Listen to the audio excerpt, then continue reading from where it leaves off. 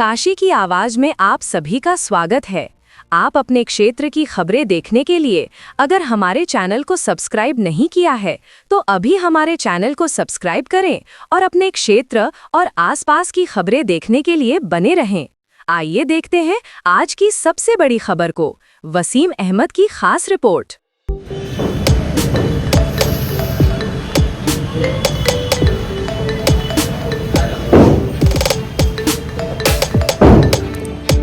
उत्तर प्रदेश के देवरिया में अवैध मजार टूटने की खबर ने न सिर्फ प्रशासनिक हलचल मचा दी बल्कि एक मां के दिल में सालों पुरानी आस्था और डर को भी जगा दिया। देवरिया शहर की रहने वाली रानी तिवारी जैसे ही मजार टूटने की खबर सुनती बेचैन हो उठती है। वजह सिर्फ एक खबर नहीं थी बल्कि 12 साल पुरानी वो मन्नत थी जो उनके दिल से जुड़ी हुई थी। रानी तिवारी बताती है कि 12 साल पहले उन्हें संतान नहीं हो रही थी। डॉक्टर्स ने जवाब दे दिया था। उसी समय उन्होंने इस मजार पर मन्नत मांगी थी कि अगर उन्हें बेटा हुआ तो चादर चढ़ाएंगी।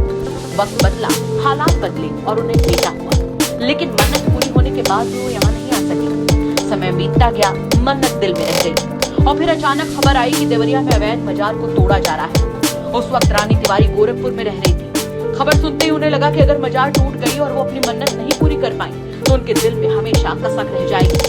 13 जनवरी को वो अपने बेटे के साथ मजार पहुंची। चादर के लिए मजार कमेटी को पैसा दिया। बेटे का हाथ थामे आंखों में आंसुओं के साथ वो रोती रही। रानी तिवारी ने बताया कि अगर मजार टूट गई होती और वो यहाँ नहीं आ पाती तो वो खुद को कभी माफ नहीं कर पाती। उनके शब्दों में डर भी था और आस्था भी।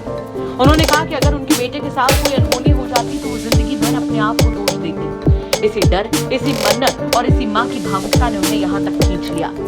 मजार पर चादर चढ़ाकर उन्होंने अपने दिल का बोझ हल्का किया है।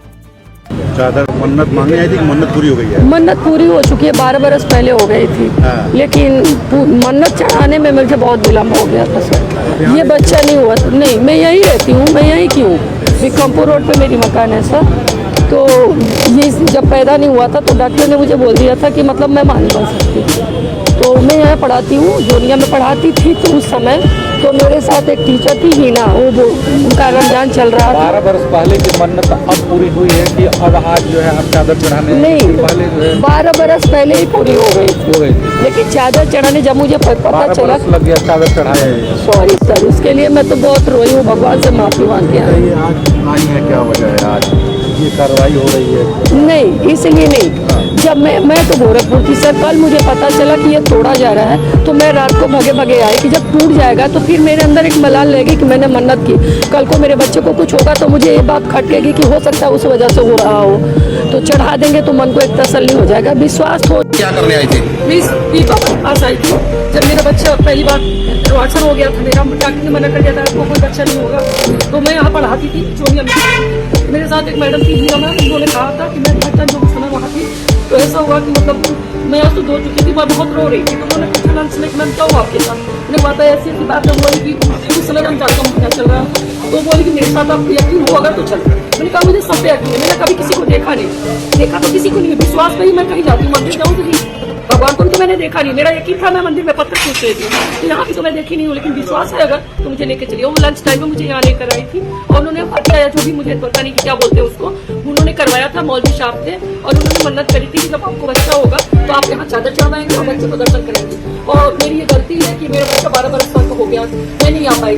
तो फिलहाल मैं 1 महीने से गोरखपुर थी, मेरी भतीजी होती थी।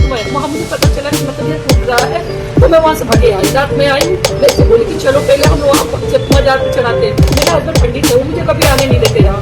मैंने कई बार उनसे कहा था तो उन्होंने कहा कि तुझे जाना है जाओ, मैं नहीं जाऊँगी। तो इसलिए मैं अपने हस्बैंड को बताई नहीं हूँ। वो मार्केट में पूछी क्या काम है, मुझे शॉपिंग करनी है। तो मेरी शॉप है, मेरी मकान, वहाँ चले गए और मैं बच्चे को लेकर सीधे यहाँ ऑटो की चक्कर लिया, नीचे आ गई।